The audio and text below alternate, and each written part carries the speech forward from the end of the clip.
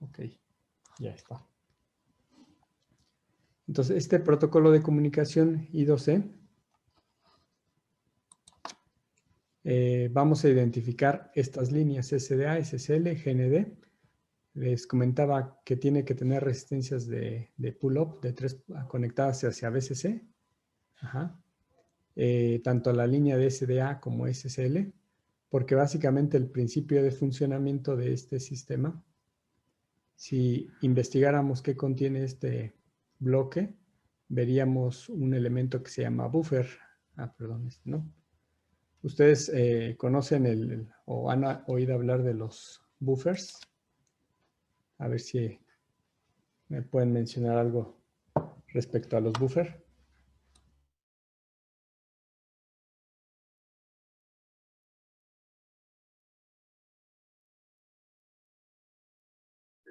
Es como un dispositivo que si entran dos señales, las saca separadas.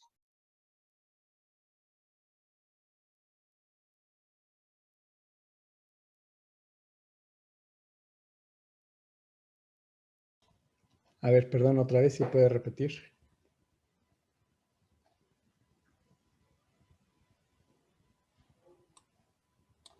Que es una compuerta que donde entran, bueno, pueden entrar dos señales y la saca por separado. Más o menos. Sí, mire, el buffer como tal, como lo tenemos aquí en la figura, bueno, es un triángulo. Es un elemento electrónico que su simbología es esta, ¿no? Perdón, aquí control Z. Déjenme borrar aquí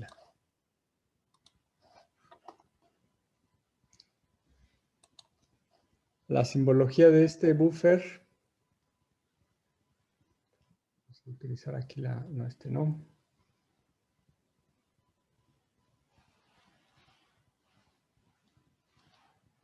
Ok. El buffer, la simbología es un triángulo parecido a lo que sería una compuerta NOT.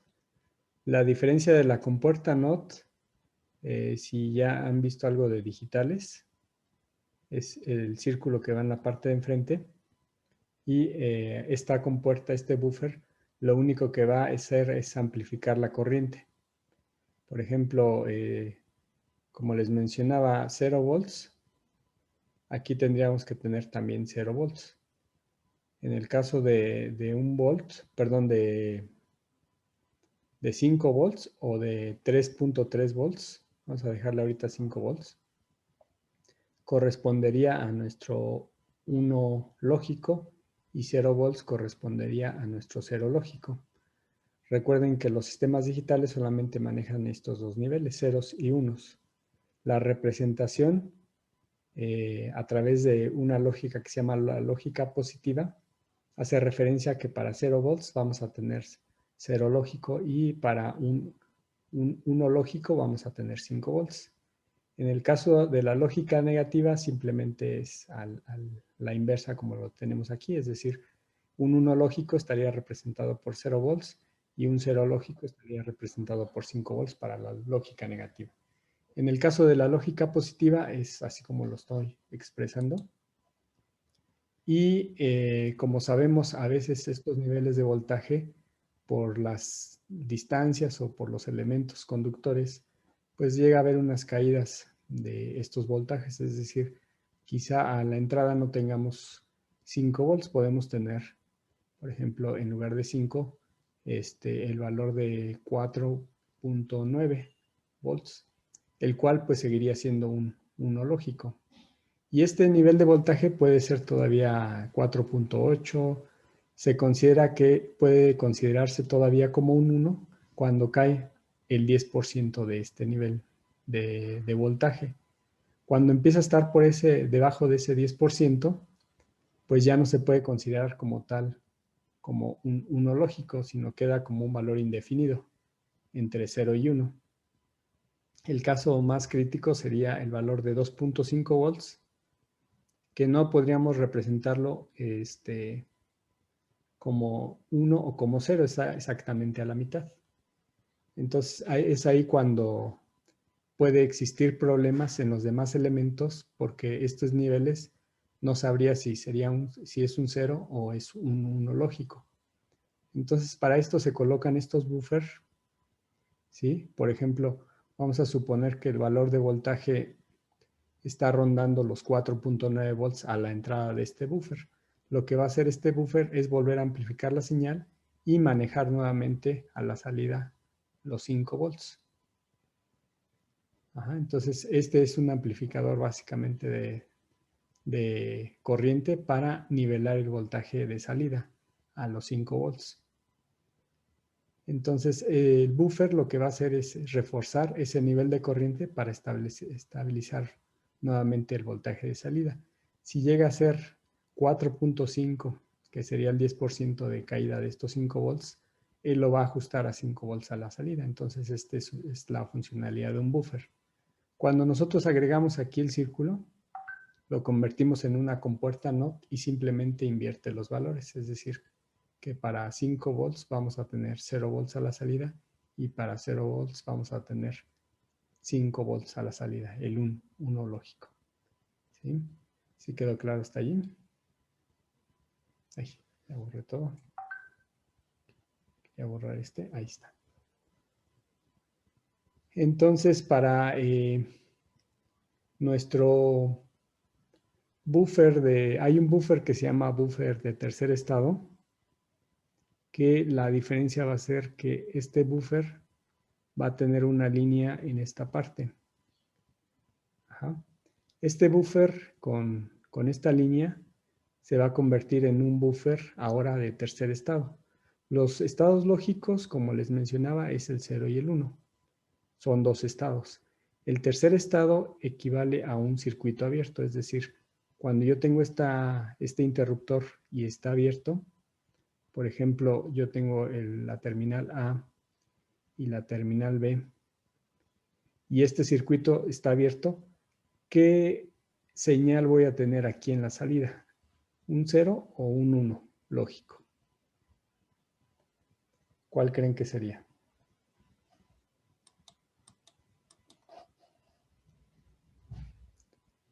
A ver si pueden abrir el micrófono para contestar. Me parece que era algo de impedancia, ¿no? Tenemos una alta impedancia. Así es. O sea, aquí vamos a tener una alta impedancia, una alta resistencia, porque el valor de A puede ser un valor, A puede tomar el valor de 1 o el valor de 0. Pero al estar abierto el interruptor, en esta salida no tengo ni un 1 ni un 0, sino una alta resistencia, una alta impedancia de esta terminal A. Entonces, básicamente el valor de B en realidad no es ni 0 ni 1. Vamos a poner, por ejemplo, que yo tengo conectado otra compuerta lógica aquí. Aquí tenemos sus entradas. Esta es la entrada A. Esta es la entrada B. Y esta está conectada a esta línea.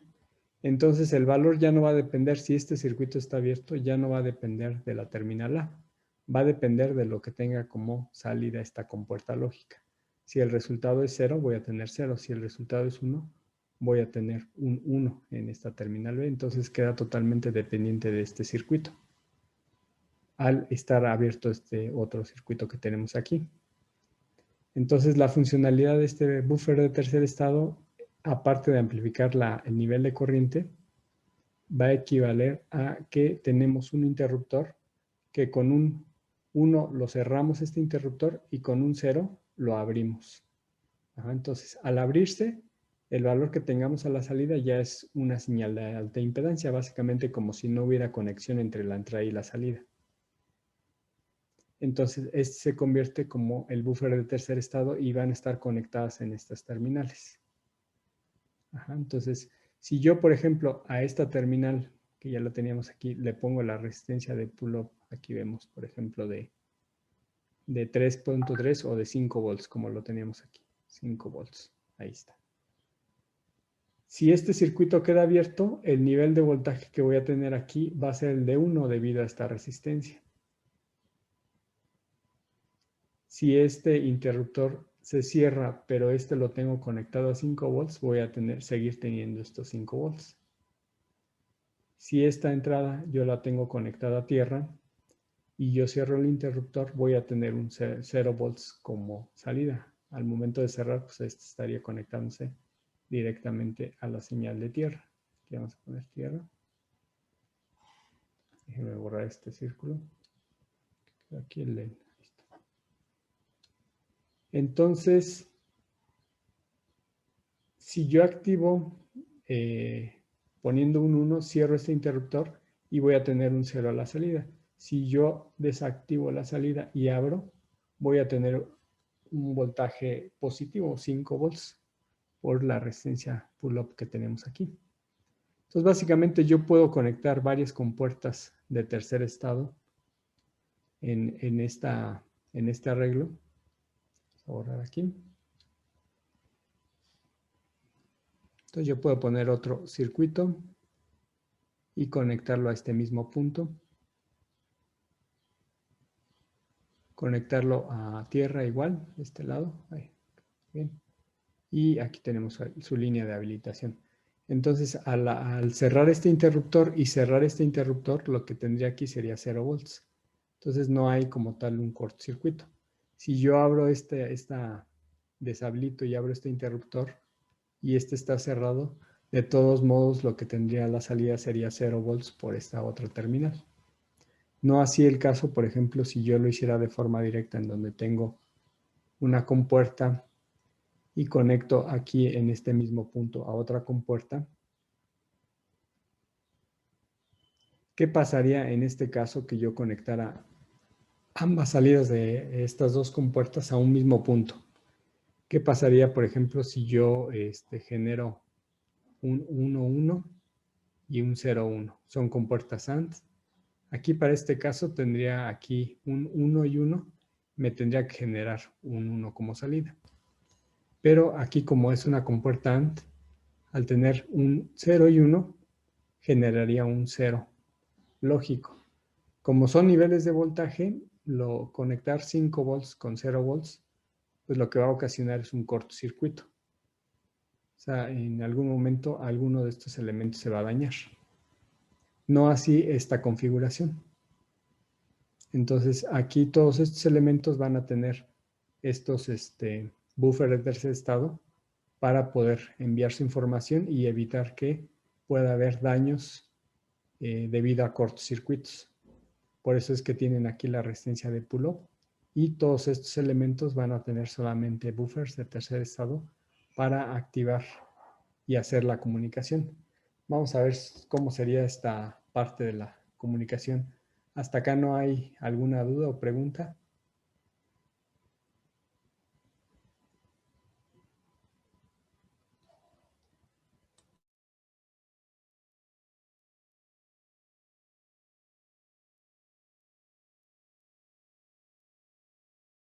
Creo que todo bien, profe. Ok, bueno. Entonces vamos a, esta parte corresponde, la que les acabo de explicar, corresponde con la capa física, que tiene que ver con el medio de conducción, que es el cable de cobre y la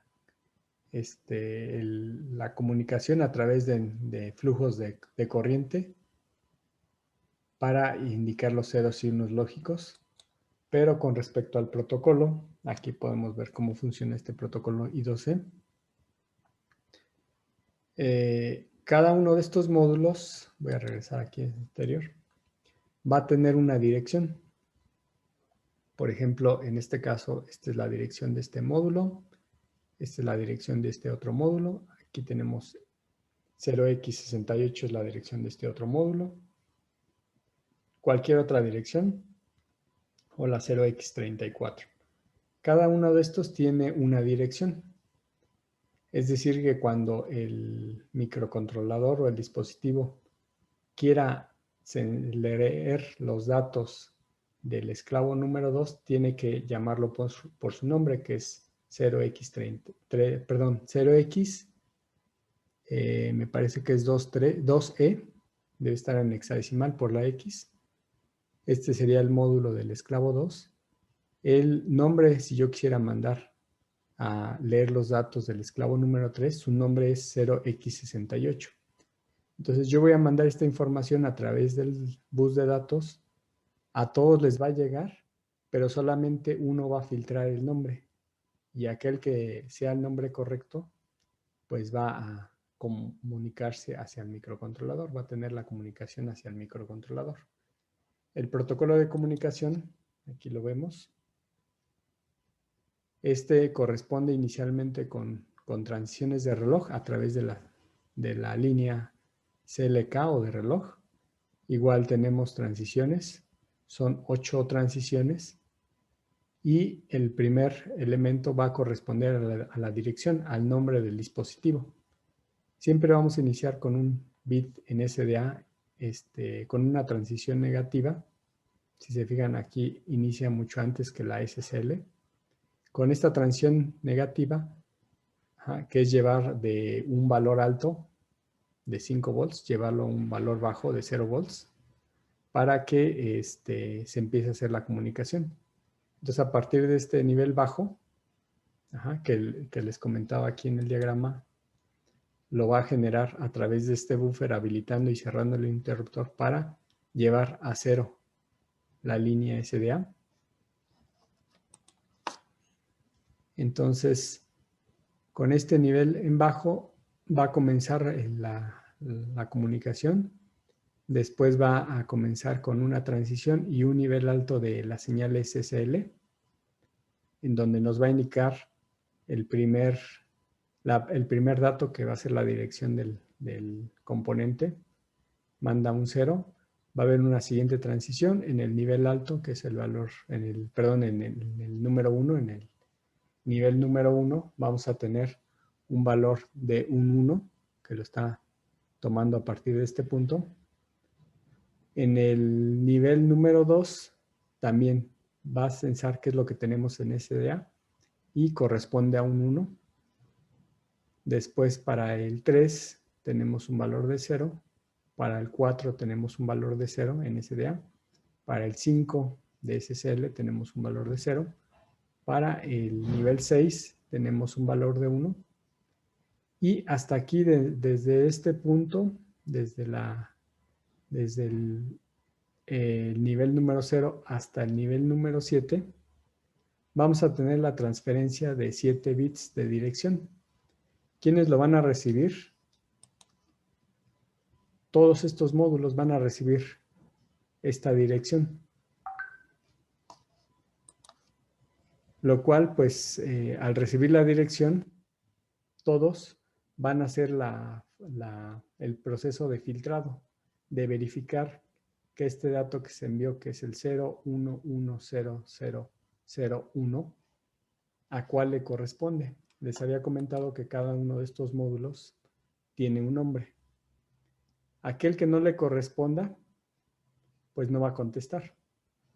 Es más o menos como, yo les pongo el ejemplo del maestro cuando dice Juan, entonces todos escuchan, pero ¿quién va a responder? Pues el que tenga el nombre de Juan. En este caso es de forma digital y va a responder aquel que tenga ese número como nombre a través de hacer este proceso de filtrado de la dirección. Cuando ninguno de estos elementos responde a este nombre, pues terminaría ahí la comunicación, pero porque no está conectado. Pero si corresponde con alguno de estos elementos, el siguiente dígito, que es generado en este caso por el dispositivo que tiene el nombre, va a responder con un 0. Este es el de, perdón, no, antes de eso.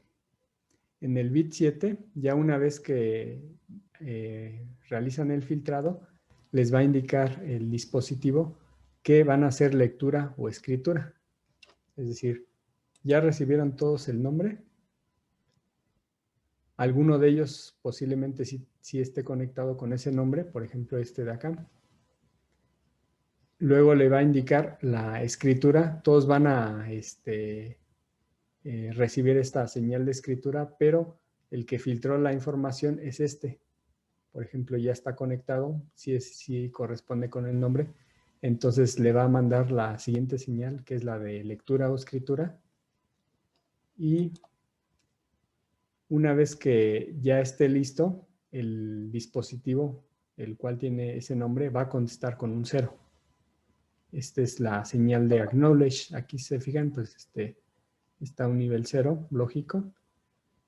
Y este acknowledge es para indicar que sí está conectado. Es decir, si este está funcionando y tiene la dirección correcta, pues a través de la línea SDA va a responder con un 0 para indicarle que ya está listo.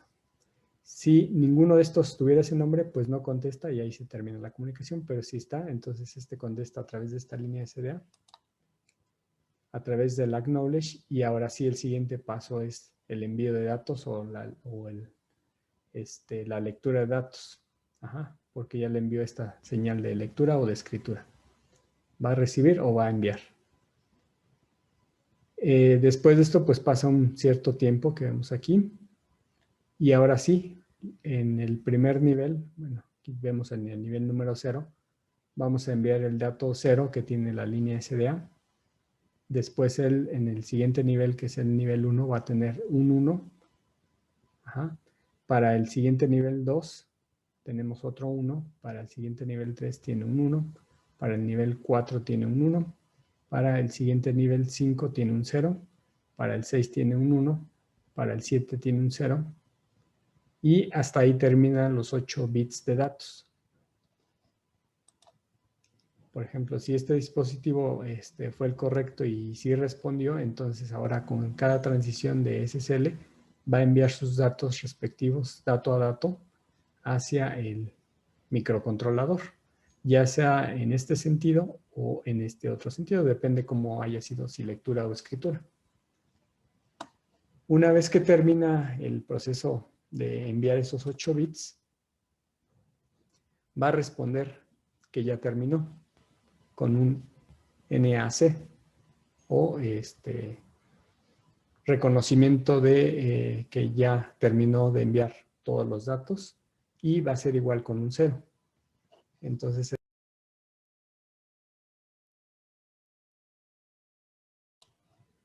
bueno. Ya se escucha, profe. ¿Desde dónde me quedé? ¿Desde dónde me dejaron de escuchar?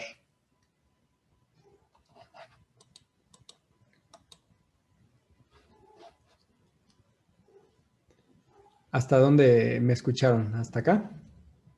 ¿O hasta los 8 bits de datos?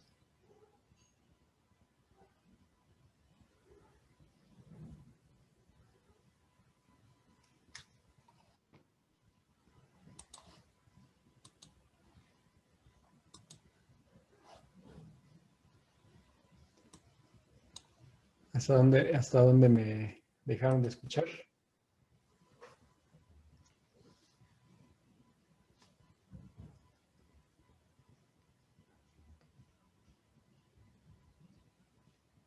Esta parte de envío de los datos, sí se alcanzó a escuchar.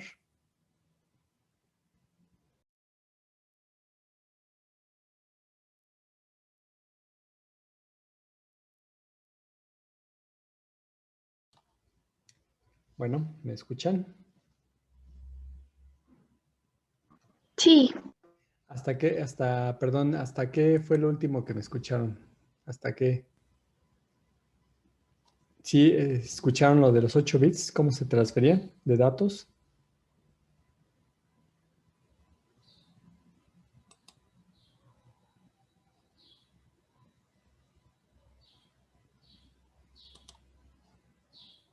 Sí, profe. Ok.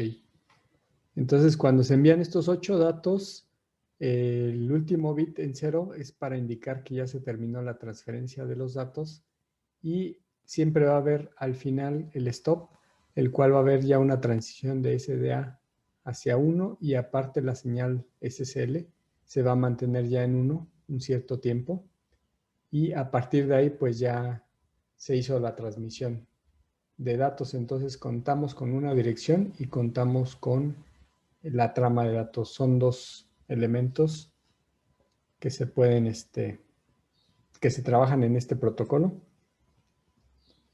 No sé si hasta acá hay alguna duda o pregunta.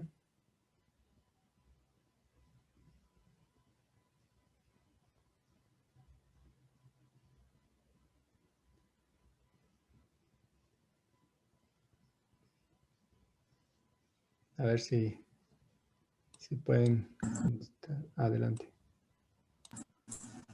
Creo que no, profe. ¿No? Por el momento. Por el momento, ok. Entonces, este protocolo, por ejemplo, de los dispositivos o de las direcciones que puedo tener, es las que pueda yo combinar con estos 7 bits binarios. Por ejemplo, podría tener la dirección 000000, en donde son 7 bits en 0, hasta la dirección máxima que sería con los 7 bits en 1. ¿De cuántos dispositivos con diferentes direcciones estamos hablando?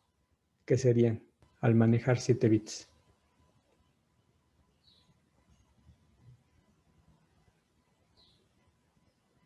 ¿Alguien tiene la respuesta?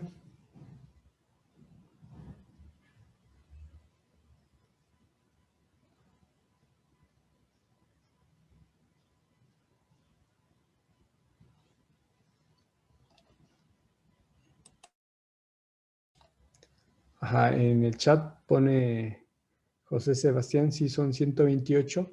Son 128 combinaciones. Le restamos -1 porque el dispositivo que envía la información está en la misma red y no se podría llamar a él mismo. Entonces serían 127 dispositivos que podemos tener conectados y pues cada uno de estos se estarían transmitiendo hasta 8 bits de datos. Entonces, este tipo de configuración pues me permite tener hasta los 127 dispositivos. Actualmente la mayoría de los sistemas manejan este protocolo I2C por esa cuestión de tener muchos elementos conectados en la red. Aquí vemos lo que es el I2C, que les acabo de explicar. Aquí también hace mención que va a haber multimaestros y multiesclavos, no necesariamente un solo maestro. Puede haber varios dispositivos que pueden funcionar como maestros. Aquí veníamos lo de la escritura, lectura. Sí, es lo de del envío de datos para la dirección. Este es el envío de datos, terminando con el bit ACK, de acknowledge. Y las señales. Vamos a ver cómo sería la conexión. Ustedes van a encontrar en los microcontroladores que tienen esta señal SDA, SSL, la alimentación, los 5 volts, para alimentar a un módulo. Aquí vemos otro ejemplo del protocolo I2C. Tenemos la terminal SDA, SSL. Aquí vemos cómo envía la dirección del dispositivo.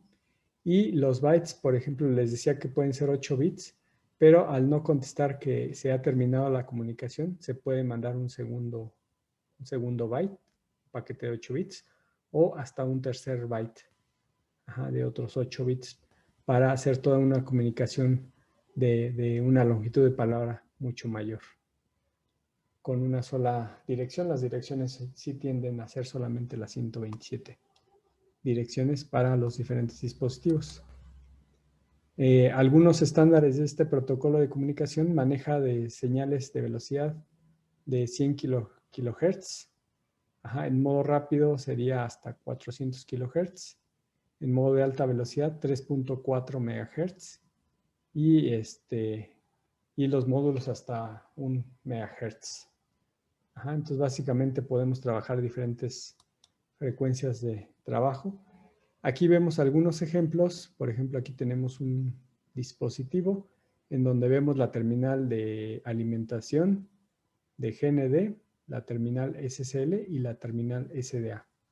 Esta es la de reloj y esta es la de datos. Aquí vemos un sensor de temperatura, igual con su matrícula. Internamente este dispositivo ya contiene el sensado de la temperatura, el acoplamiento de la señal, la digitalización de la señal, es decir, ya convierte de analógico a digital nuestra señal, y tiene hasta el módulo de comunicación para hacer la comunicación de manera digital a través del protocolo I2C. Entonces, la tendencia de muchos dispositivos actualmente es que ya contengan todo integrado en el mismo circuito. A este tipo de tecnología se les conoce como sistemas en un solo chip. Todavía hace algunos años todas estas etapas se tenían que hacer de forma externa, poner algunos elementos electrónicos, algunos termopares, hacer amplificadores operacionales, ajustar los niveles de voltaje, hacer filtrado de la señal, pasarlo a través de un convertidor analógico digital y ponerle estos módulos de comunicación, pero actualmente ya todos están integrados en estos chips. Entonces de ahí el nombre de System Chip, sistemas en un solo chip. Y así podemos ver algunos otros elementos. Aquí vemos algunos sensores de presión, algunas cámaras, algunos giroscopios o compases electrónicos. ¿Hasta acá hay alguna duda o pregunta? Vamos a revisar lo de la página de Mouser. A ver, vamos a ver aquí el... Ok. Hay una pregunta aquí en el chat. Por ejemplo, se hace referencia al de presión. ¿O a cuál se refiere, perdón?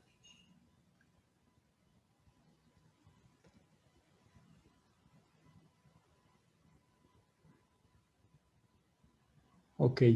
Aquí este sensor de presión tiene una pequeña perforación en el circuito, el cual pues en la parte interna tiene un diafragma que de acuerdo a la presión atmosférica pues se va a deformar en un sentido o en otro, y esto va a ocasionar una variación de resistencia, y este sensor pues de forma analógica internamente dentro del chip va a hacer el ajuste de esa, o la interpretación de esa señal analógica, la va a ajustar a los niveles adecuados, va a ocupar sistemas de filtrado y va a ocupar la digitalización para poder ya tener este protocolo disponible, y solamente a través de este protocolo de comunicación monitorear la deformación de esto e interpretarlo como la presión atmosférica. De hecho, vamos a ver algunos sensores ahorita en la página de Mouser. Voy aquí a hacer un poco más grande la ventana para que veamos algunos sensores. Déjenme habilitar más grande la pantalla. Por ejemplo, un sensor de presión. ¿Sí ven la pantalla de Mouser? Sí, profe. Ok. Miren, voy a poner aquí un sensor. Sensor presión. Ahí va a buscar.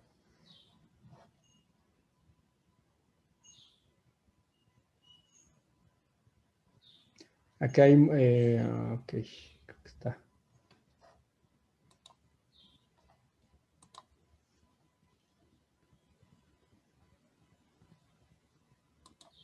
A ver, ahorita voy a poner uno de humedad. Ahorita buscamos que está.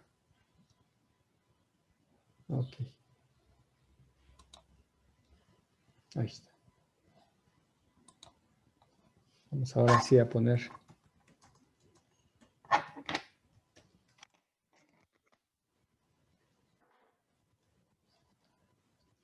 Ok. Acá hay una serie de sensores. Sensores de presión. Tipos de presión, vacío. Puede ser absoluta, diferencial. Vamos a poner a seleccionar alguno de estos.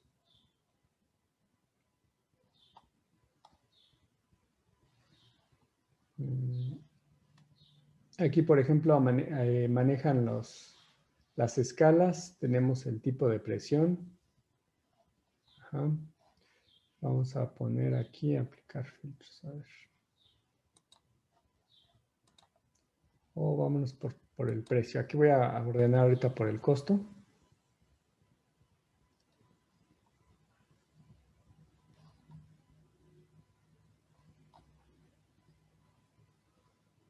Y aquí podemos ver algunos. Aquí como el que se muestra en la pantalla.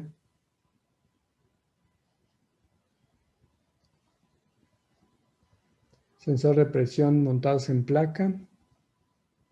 Aquí vienen las características.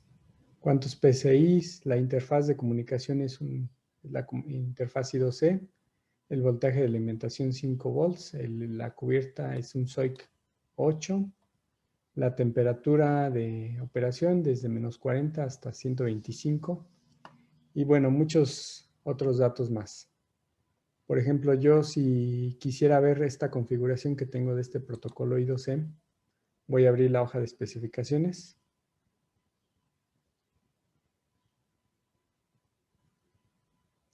Y ahorita en la hoja de especificaciones me va a indicar los datos detallados de ese sensor, qué es lo que contiene este System on Chip, o este sistema de sensado dentro de ese circuito integrado. Entonces podemos ver la descripción, el encapsulado, las dimensiones. En la primera parte, aquí viene las aplicaciones típicas, voy a hacer un poco más grande. Dice bajo costo para aplicaciones de alto volumen, presión, en este caso supongo que es para cuestiones automotrices. Aquí maneja lo de sensado barométrico, características, los rangos, etcétera. ¿Sí? Aquí voy a revisar el circuito, bueno, viene el encapsulado, pero la parte importante que quiero resaltar ahorita es la de, a ver, aquí viene, ok, el de las terminales. Por ejemplo, este sistema contiene estos elementos. Y aquí me dice que tiene cada uno de estos elementos. Al parecer este sistema no es analógico, perdón, es completamente analógico, no tiene ninguna etapa digital. Aunque sí mencionaba ahí el protocolo de comunicación I2C. A ver, vamos a ver si vienen las terminales. Tiene muy poca información. Ok, aquí viene. Voltaje, corriente.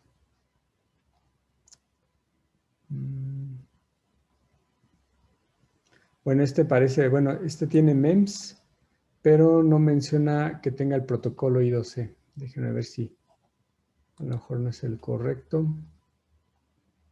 Aquí hay un error, entonces este no tiene interfaz I2C. De acuerdo a la hoja de especificaciones, entonces este no me sirve. Vamos a ver otro. Acá hay uno muy similar. Aquí me dice el encapsulado SMD, valor absoluto.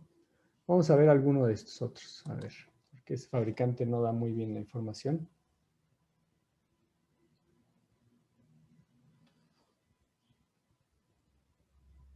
A ver ahorita en lo que carga la página. ¿Cómo van con las prácticas? Ahí ya cargo aquí. Bueno, ahorita me comentan de las prácticas. Vamos entonces a seguir. Miren, sí viene más información. Aquí me dice los niveles, las especificaciones, el número de parte. Me indica cuáles son las conexiones. Inclusive me sugiere algunos valores a utilizar. Aquí va una señal SSL. El protocolo de comunicación que maneja este dispositivo, vamos a ver si es I2C o SPI.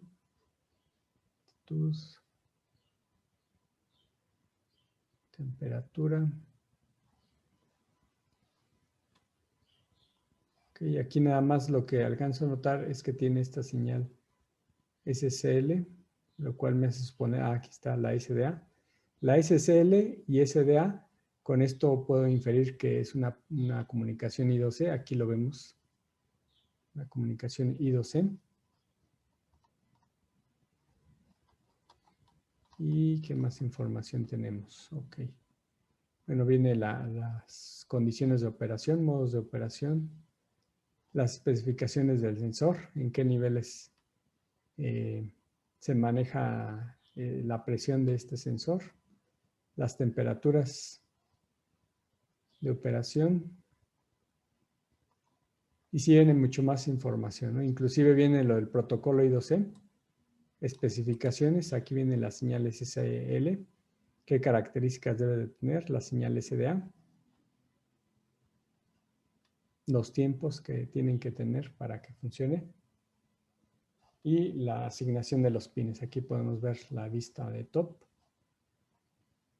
y todas las terminales. Aquí vemos la I2C, la serial, conectar a tierra, viene la de datos y así sucesivamente todos los demás. Aquí viene otro encapsulado. Este es otro encapsulado que se llama ICP. Es este encapsulado. Tiene estas medidas en milímetros y ocupa bueno, es el encapsulado, es el LGA. Este también es LGA, pero tiene otra configuración. Entonces aquí podemos ver varias configuraciones, inclusive varios circuitos. Aquí vemos los buffers. El protocolo de comunicación I2C. Este es el microcontrolador maestro. Aquí vemos las resistencias de pull-up conectadas a BDD. Y aquí las resistencias, las terminales SSL y SDA. El resto pues tiene que ver con alimentación y con tierra, dónde conectarlas. Esta es la configuración. Entonces aquí pueden ver que ya da mucha información referente a cómo se debe de hacer esta configuración. Inclusive estas resistencias RP de pull-up por acá deben de indicar cuáles son los valores sugeridos. Aquí un resistor de 10 kilo ohms para la resistencia de pull-up. ¿Qué más información viene? Ok. Vienen los registros, el código en hexadecimal para la parte de saber el nombre que tiene. Aquí viene cuando contesta el módulo que ya terminó la comunicación. Y los comandos para poder acceder a los sensores. La ventaja de este protocolo es que básicamente así como lo maneja el diagrama que veíamos aquí, utilizando este diagrama lleva una conexión directa del microcontrolador hacia la terminal SSL. En el caso de que tengan otros niveles de voltaje, por ejemplo, si yo alimento este circuito con 5 volts y el microcontrolador es de 3.3 volts, hay que ponerle divisores de voltaje para poder evitar, más bien para evitar dañar al microcontrolador. En el caso de que se manejen los mismos niveles de voltaje, que es en su mayoría casi llega a ser así, simplemente se llega a la conexión directa. O también hay buffer para poder ajustar ese acoplamiento de los niveles altos hacia los niveles bajos. Pero en este caso con divisores de voltaje se puede hacer este acoplamiento.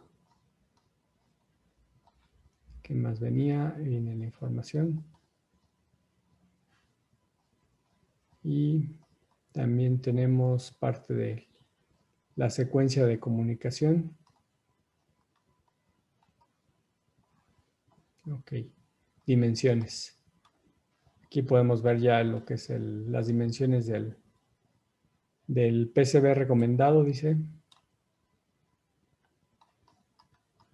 De acuerdo, aquí viene la norma también, la norma IPC, ya viene especificada, IPC 10.10.1, o la 10.100, la subdivisión, es la recomendada para este tipo de encapsulado. Y aquí ya viene el diagrama físico. Esta abertura que tienen aquí es para que pueda ingresar el flujo de aire y verificar la presión a través, les comentaba, de la deformación que tiene internamente un diafragma y permite censar a través de esa deformación la presión atmosférica que se tiene o presión que se está censando. Entonces es un sensor. Aquí vemos otro sensor. Vamos a habilitar otro. Por ejemplo, un sensor de temperatura.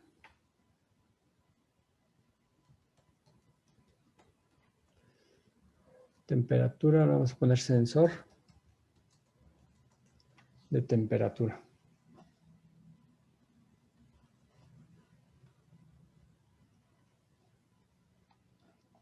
Aquí las opciones que tengo vienen desde fabricante, tipo de producto, exactitud, rango de temperatura, temperatura de trabajo máxima, temperatura de trabajo mínima. Pues si, como podemos ver, pues hay una variedad muy grande de exactitud y de rangos de temperatura. ¿Qué elemento consideran importante de estos que podamos ahorita filtrar para un ejercicio nada más de identificar componentes y verificar su protocolo de comunicación? Si es I2C o SPI o UART, ¿qué rango de temperatura quieren que busquemos del que se muestra aquí en la pantalla?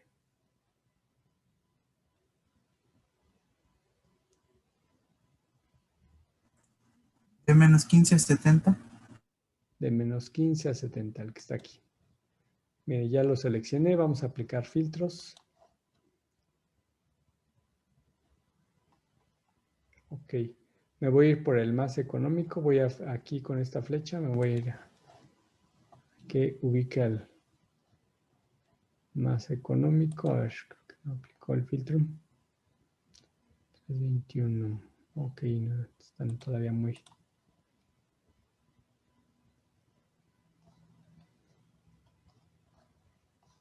Miren, están estos, pero estos parece que van en otra forma de encapsulado, no precisamente son... Quiero ver la imagen, a ver si...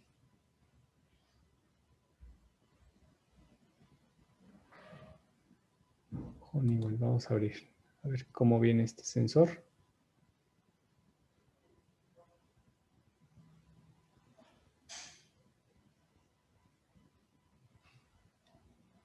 Ok, aquí podemos ver ya la imagen de este sensor.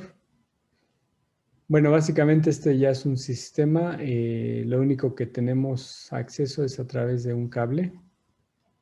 Y aquí vienen las formas. Vamos a buscar otro que sea soldable en placa, porque este es para fijarse y lleva un conector a través de un cable para la placa, que sería este de acá. No se ve aquí un... A ver, vamos a ver otro. Voy a quitar los filtros por rango de temperatura. Ok. Voy a seleccionar aquí los que dicen sensor de temperatura montados en placa.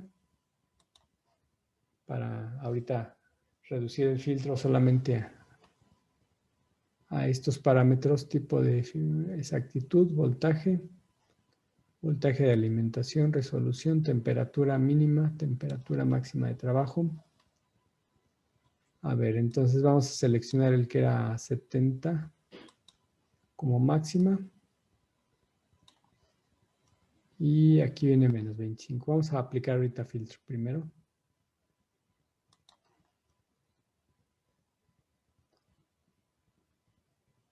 Ok, apliqué el filtro para la temperatura máxima. Vamos a ver temperatura mínima. Si es que también tiene alimentación, resolución. Temperatura de trabajo mínima. Hay de 0, de menos 25 y de menos 10 grados. Vamos a seleccionar bueno, vamos a revisar ahorita antes de seleccionar. Aquí esta última columna dice exactitud, temperatura. A ver, vamos a ver si podemos desplazar la barra. Aquí viene la columna de temperatura de trabajo mínima, de 0, de 10, de 0. Acá hay uno de menos 25. Ya la temperatura máxima la fijamos. Ahora la temperatura mínima de menos 25. Puedo revisar este dispositivo. Vamos a darle clic aquí del fabricante. Es este sensor. Vamos a ver la hoja de especificaciones.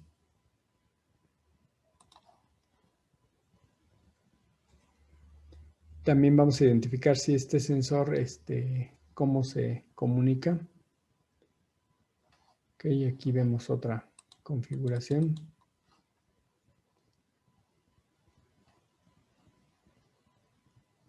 La temperatura dice exactitud.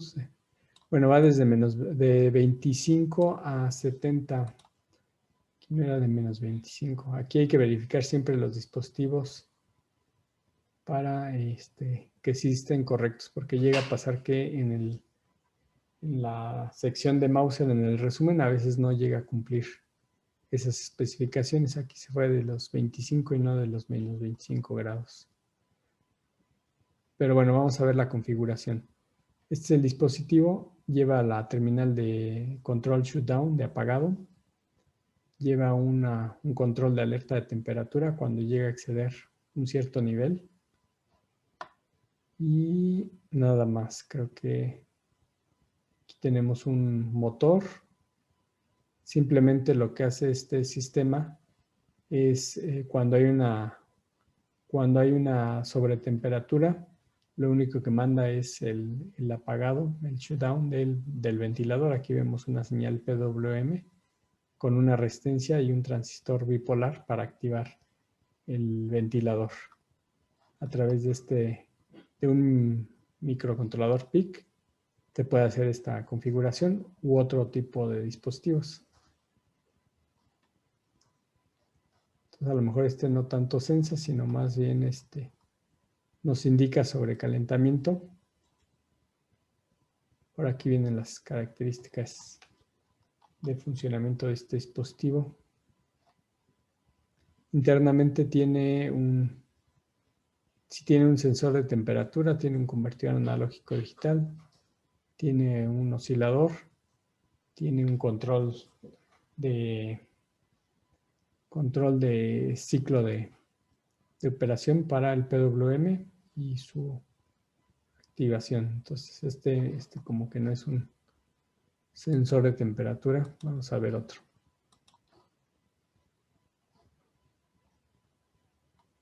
Aquí pueden observar, hay varios encapsulados. Vamos a ver del filtrado. Miren, aquí de los protocolos sí viene apareciendo I2C y SPI. Vamos a revisarlo nada más. Aquí que aplicar filtros.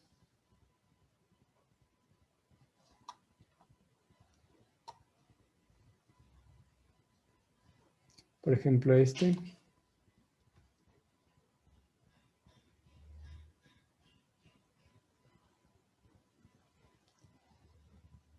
en lo que abre.